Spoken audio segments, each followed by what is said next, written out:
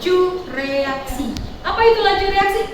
Oke, silakan Ardita. Yaitu berkurangnya laju konsentrasi reaksi tiap satuan waktu dan bertambahnya konsentrasi produk tiap satuan waktu. Oke, applause terlebih dahulu. Oke, sebelum masuk ke pembelajaran hari ini, kita pretest terlebih dahulu. Silakan Ibu sudah kirim linknya lewat Salah silakan dikirim linknya ke teman-temannya. Belum.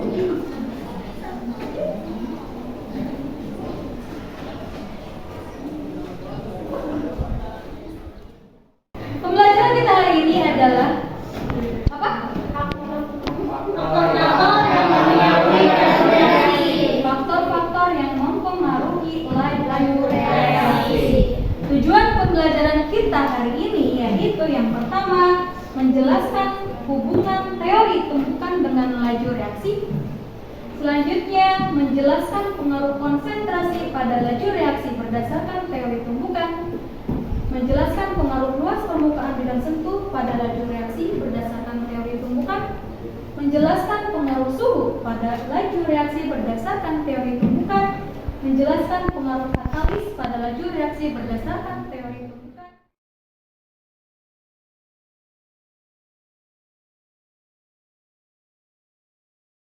Coba lihat, perhatikan, di sini ada gambar. Yang pertama gambar apa? Kembang api. Yang kedua, kembang api ini merupakan reaksi cepat. Ada yang mau ditanyakan sampai sini? Oke, silakan Taufan.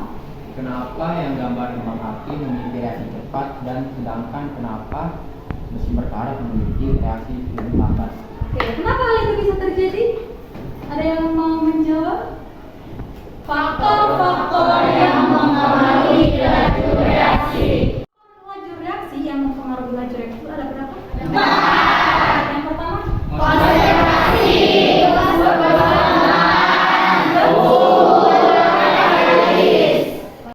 Apakah setiap tumbukan akan menyebabkan terjadinya reaksi?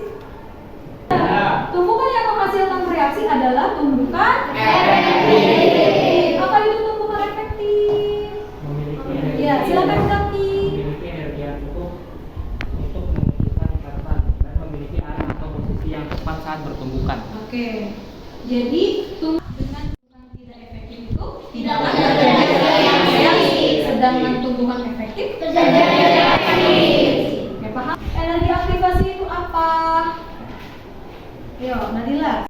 Minimal yang harus dimiliki oleh partikel-partikel reaksi agar menghasilkan reaksi. Oke. Apa itu reaksi yang dalam? Jika keadaan awal lebih rendah energinya dari keadaan akhir, reaksi menyerap kalor. Oke, jadi dia adalah menyerap kalor. Nah, ini keadaan awalnya dia lebih rendah. Kalau ini keadaan awalnya lebih tinggi daripada keadaan akhir, ya. Maka ini disebut reaksi. Masuk sekarang ke faktor-faktor yang mempengaruhi laju reaksi. Tadi ya. Semakin besar konsentrasi reaksi, maka semakin banyak jumlah partikel per reaksi. Dan semakin banyak peluang terjadinya tumbukan efektif antar partikel, maka laju reaksi akan semakin Oke, tepuk tangan. Luas permukaan, Ibu punya dua. Luas permukaan semakin banyak peluang terjadinya tumbukan efektif antar partikel, maka laju reaksi semakin cepat. Oke, tepuk tangan. Suhu. Yang tadi ada 4 ya faktor ya? Akan bergerak lebih cepat, peluang terjadinya tumbuhan efektif antar partikel makin besar. Oke. Nah, selanjutnya katalis. Jihad, silakan. Katalis adalah zat yang dapat mempercepat terjadinya reaksi, tetapi tidak mengalami perubahan juga. Fungsi katalis untuk menurunkan energi aktivasi. Oke, silakan berkelompok terlebih dahulu, ya. Kelompok 1, 2, 3, 4, dan 5. Apanya ada? Ya, oke, sudah. Ya. Silakan kalian diskusi, ya. Catat, ya. Di sana banyak pertanyaan.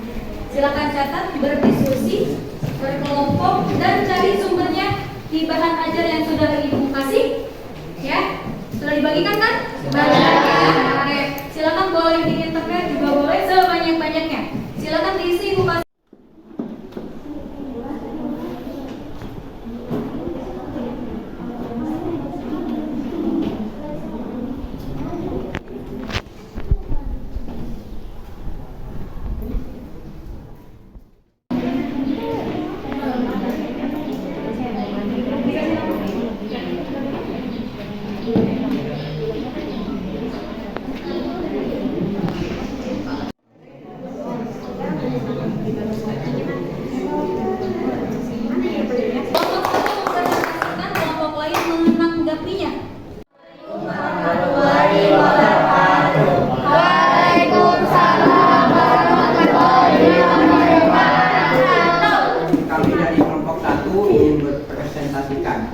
Perkenalkan, nama saya Noval Syahid.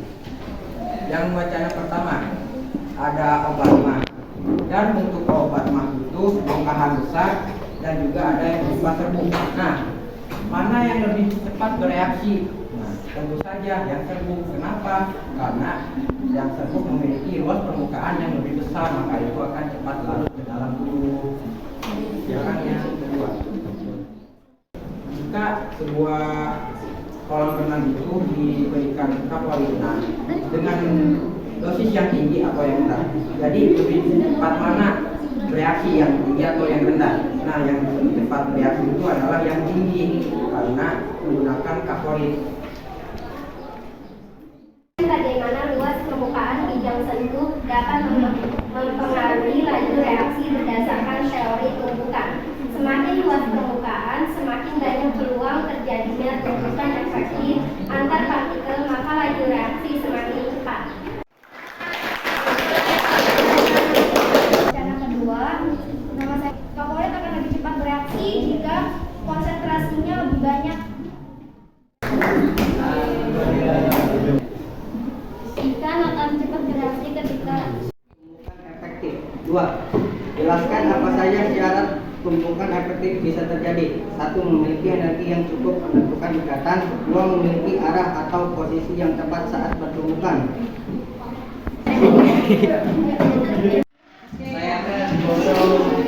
Jelaskan apa saja syarat tumbukan efektif bisa terjadi. Jelaskan apa saja syarat tumbukan efektif bisa terjadi. Memiliki energi yang cukup untuk memutuskan ikatan, memiliki arah atau posisi yang tepat bertumbukan. Untuk gula merah, kalau satuan itu ketika dilarutkan akan lebih lama untuk bereaksi, sedangkan yang diiris akan lebih cepat bereaksi, sama seperti sayur pecah. Ketika kita memasukkan satu buah sayur pecah akan terasa lebih lama untuk bereaksi. Ketika diiris maka pasti lebih cepat. Dan untuk wacana yang kedua yaitu adalah ikan yang disimpan dalam suhu rendah dan ikan yang disimpan dalam. Baik, kita masuk ke wacana yang ketiga. Di sini ada contoh kolam yang belum dibersihkan dengan kaporit, dan yang kedua adalah kolam yang setelah diberi kaporit. Yang keempat, di sini kelompok kami memberi stempel yaitu body. Jawabannya adalah pada suhu tinggi, energi kinetik partikel meningkat. Partikel-partikel akan bergerak lebih cepat. Peluang terjadinya tumbukan efektif antar partikel makin besar. Kelompok dua apa yang ditanyakan Kak Putri? Saya mau bertanya dari wacana yang kedua.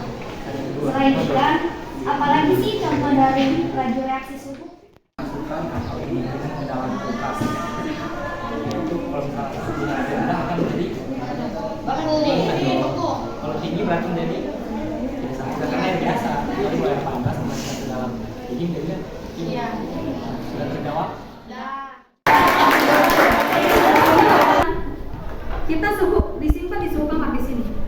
Dan satu lagi si ikan tadi disimpan di yang tempat beku atau di bawahnya ada es. Dingin. Berarti kan suhunya kan lebih rendah. Lebih rendah. Ya. Berarti kalau lebih rendah suhu itu dia lebih lambat bereaksi. Makanya si suhu atau si ikan yang disimpan di yang tempat beku tadi dia lebih lambat bereaksi. Jadi tidak cepat busuk. Sedangkan ikan yang disimpan di suhu kan dia tinggi kan suhunya, dia cepat bereaksi dan artinya dia cepat busuk. Itu logikanya di situ.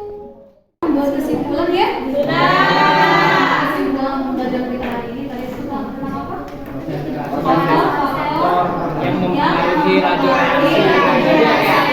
Ada berapa faktor-faktornya?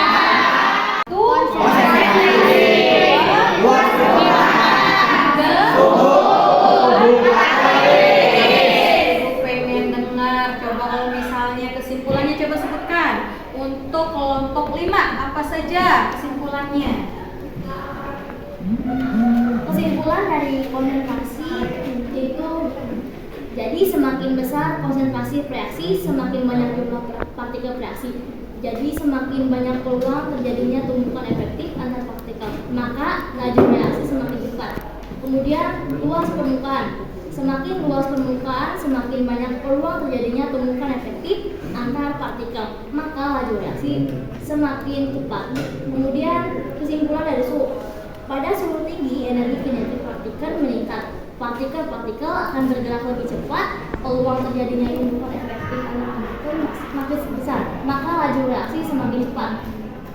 Kemudian kesimpulan dari katalis yaitu zat yang dapat mempercepat terjadinya reaksi dan berfungsi untuk menurunkan energi, yaitu konsentrasi. Semakin besar konsentrasi reaksi, semakin banyak jumlah partikel reaksi, semakin banyak peluang terjadinya tumbukan efektif antara partikel, maka reaksi semakin cepat. Yang kedua, luas permukaan. Semakin luas permukaan, semakin banyak peluang terjadinya tumbuhan efektif antara partikel, semakin cepat. Yang ketiga, suhu. Pada suhu tinggi, energi partikel meningkat. Partikel-partikel akan bergerak lebih cepat. Peluang terjadinya tumbukan efektif antar partikel makin besar, maka laju reaksi semakin cepat.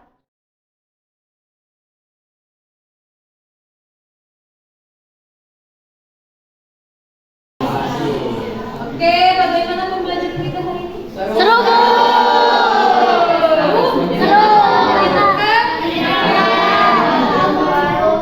Kayak ilmu baru ya?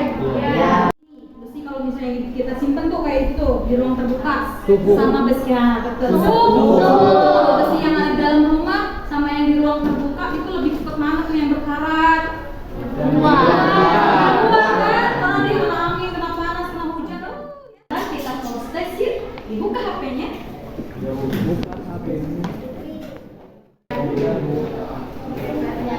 Oke, aku kasih waktu 5 menit.